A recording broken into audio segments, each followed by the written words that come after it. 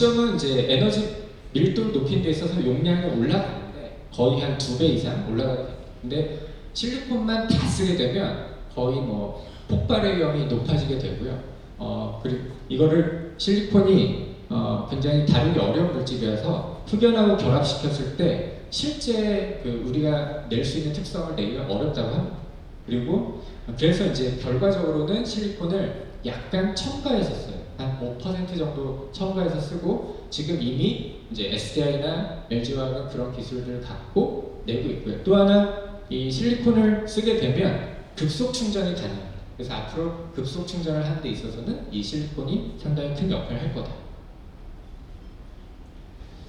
자, 그러면 이제 소재까지 알아봤고 자동차 OEM 업체들, 자동차 업체들이 이제 내재화하게 되면은 어떻게 되냐 걱정을 많이 하시는데 그렇게 걱정을 안 하셔도 될 것 같습니다. 그러니까 테슬라 같은 경우는 사실 시장의 리더인데 이제 2022년부터 배터리 가격이 빠른 속도로 하락할 것이라고 얘기하고 있습니다. 이게 아까 말씀드렸다시피 완만한 속도로 떨어지게 되는데 테슬라는 여기서부터 급격히 떨어지는 걸로 보고 있거든요.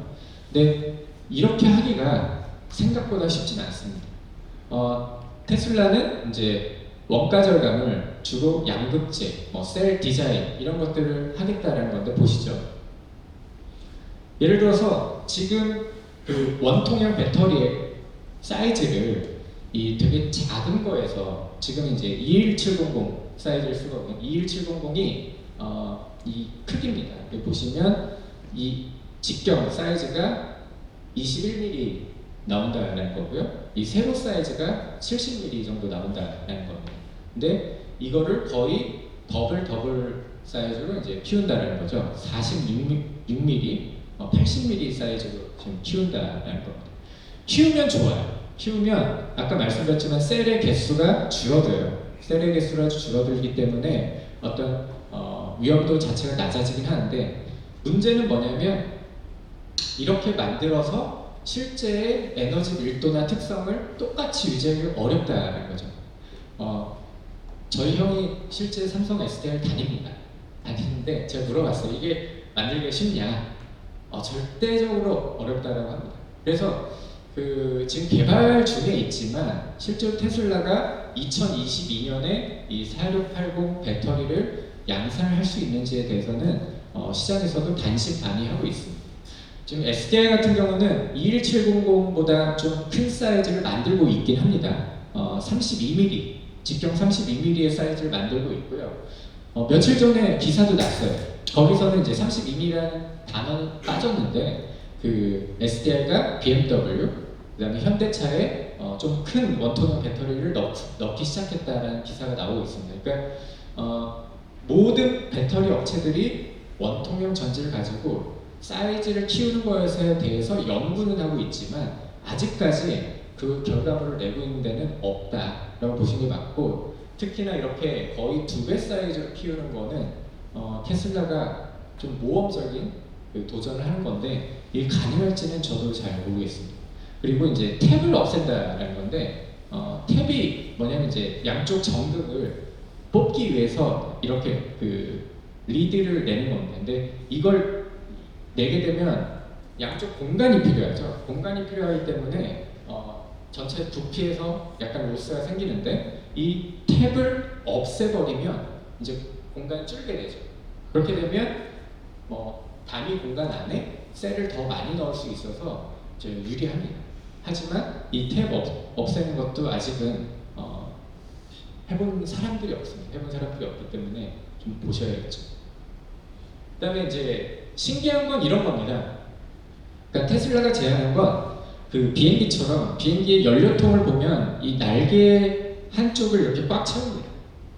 그러니까 원래 연료통이 요만했다면 이 기체의 날개 디자인을 바꿔서 연료통 넓이를, 부피를 키우는 그런 기술들이 있는데 이 기술을 자동차, 전기차의 차체에도 똑같이 적용을 해서 프레임 내부에 이렇게 배터리를 넣겠다라는 겁니다. 그렇게 되면 전체 프레임 안에 배터리가 들어가게 되면은 공간의 어떤 효율성이 높아지게 되죠. 그래서 그런 쪽으로 지금 연구를 하고 있고요. 그 다음에 주행거리 향상을 위해서 제안한 게 실리콘 응급제인데, 앞서 제가 말씀드렸죠.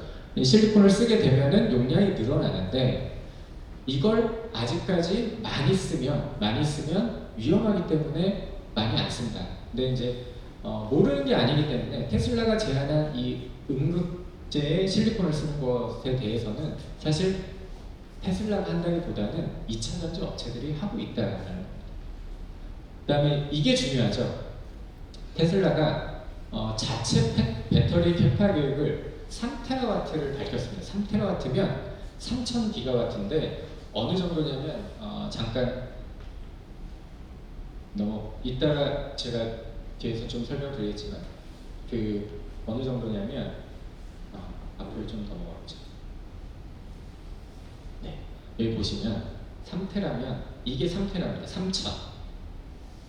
이 정도를 만들겠다라는 건데 테슬라 혼자서 여기 보시면 2030년에 모든 2차 전지 업체들이 만드는 걸 합쳤을 때의 수준입니다. 상상이 가시나요? 2차 전지 업체들이 투자해서 만드는 그 용량과 테슬라가 앞으로 자기네들의 공장을 가져가겠다라는 그 용량이 똑같다라는 겁니다. 어마어마한 양인데, 그래서 저희는 이게 쉽지 않다고 보고 있습니다. 왜냐하면 자, 아까 제가 10기가 정도 짓는데 1조라고 했죠. 100기가면 10조입니다. 10조고 3테라면은 300조고요. 이게 말이 안 되는데 물론 그 사이에 공장을 짓는 원가가 떨어질 수는 있겠죠. 반으로 떨어진다고 칩시다. 그래도 150조의 돈이 필요한 상황입니다. 그러니까 저희가 봤을 때는 이 숫자는 상징적인 숫자고, 이 숫자를 얘기하는 것은 그만큼 테슬라가 전기차를 많이 팔 수 있다라는 자신감을 얘기하는 거고요. 제가 봤을 때는 테슬라는 직접 다 할 수는 없고 2차 전지 업체들하고 협력을 할 수밖에 없는 상황이다. 폭스바겐도 마찬가지입니다. 자, 테슬라가 질렀어요. 테슬라가 우리 이만큼 하겠다 질렀어요. 그러면 폭스바겐도 어쩔 수 없이 2030년까지 배터리 공장을 몇 개 짓겠다라고 얘기할 수밖에 없는 거죠. 테슬라는 그나마 전기차를 지금 판매하고 있지만 폭스바겐은 이제 전기차를 판매한 지 얼마 안 됐습니다. 그렇기 때문에 아직 노하우가 없고, 여기 보시면 40기가와트짜리 6개를 짓겠다는 건데, 뭐 테슬라는 3000기가와트를 짓겠다고 하는 건데, 이제 폭스바겐 240기가와트는 세 발의 피죠. 그만큼 이제 이렇게 생각하시면 돼요. 폭스바겐도 쫄린다. 지금 전체적으로 전기차 시대로 가고 있는데 우리가 해놓은 게 별로 없다라고 생각을 하는 겁니다. 그래서 얘네가 자체적으로 하기는 어렵고, 얘는 이제 노스볼트라는 이제 유럽의 2차 전지 업체랑 같이 하겠다라는 얘기도 했습니다. 그렇기 때문에 지금 이제 2차 전지 업체들과 자동차 업체들 간의 어떤 경쟁이 되고 있는 상황처럼 비춰지는데, 왜냐면 이제 자동차 업체들이 자체적으로 캐파를 만들면 2차 전지 업체들은 좀 안 좋아지지 않겠냐 이런 얘기를 하는데, 그렇게 걱정 안 하셔도 되는 게, 일단 여기다 쏟아부을 돈이 자동차 업체들이 만만치 않고요. 그걸 쏟아부었을 때 그만큼 효과가 있는지에 대해서도 아직 자동차 업체들은 확신이 없습니다. 그렇기 때문에 2차 전지 업체들이 도와주면서 갈 거다라는 게 현실적인 얘기죠. 자체적으로는 쉽지 않다. 폭스바겐도 똑같은 얘기를 했습니다. 그러니까 테슬라가 한 얘기랑 거의 차이가 없어요. 소재를 개선하겠다, 공정을 개선하겠다, 차량의 어떤 플랫폼을 만들겠다, 다 똑같은 얘기를 합니다. 그렇기 때문에 앞으로 이제 배터리 생산 경험이 전무한 폭스바겐이 이런 공격적인 계획을 실현할 수 있을지에 대해서는 아직은 저희는 믿지 않는다라고 보시면 되겠습니다. 그리고 이 지금까지 테슬라랑 폭스바겐이 얘기한 내용들이 2차 전지 업체들이 모르는 게 아닙니다. 여기 보시면 이게 이제 작년에 하반기에 SDI가 로드맵을 발표한 내용을 제가 가져온 겁니다. 가져왔는데 보시죠. 2024년부터 여기 보시면 잘 안 보이시겠지만 MTB라고 해서 모듈 투 바디, 그러니까 배터리 모듈을 차량 바디 안에 심겠다 이런 얘기를 하고 있고, 셀 투 바디, 셀2가는 더 진보된 기술입니다. 모듈은 이제 셀이 있으면 이 셀을 몇 개 묶어서 만든 게 모듈이죠. 이게 모듈이 팩이 되는 거고. 근데 이제 셀을 아예 차체 안에다 넣겠다는 것은 더 이제 진화된 기술이고, 이렇게 되면 더 효율적으로 되죠. 그렇기 때문에 배터리 업체하고 자동차 업체랑 협력을 하지 않으면 이게 불가능합니다. 불가능하기 때문에 제가 봤을 때는 그 앞서 얘기한 테슬라나 폭스바겐이 얘기한 전체 차체 구조에다가 배터리 싣는 이런 기술들 자체는 SDI와 같은 2차 전지 업체들이 협력을 하지 않으면 안 된다고 보고 있습니다. 그 다음에 마지막으로 전고체 전지를 말씀드릴 텐데요. 이 전고체 전지가 왜 필요하냐? 통상적으로는 그 안전 때문에 필요하다고 생각을 하실 겁니다. 전고체 전지는 폭발의 위험이 없다. 이론적으로 맞습니다. 폭발의 위험이 없습니다. 왜냐하면 이 전지 안에 이렇게 액체, 전해질이 들어가야 되는데 이 전해질이 고체로 바뀝니다.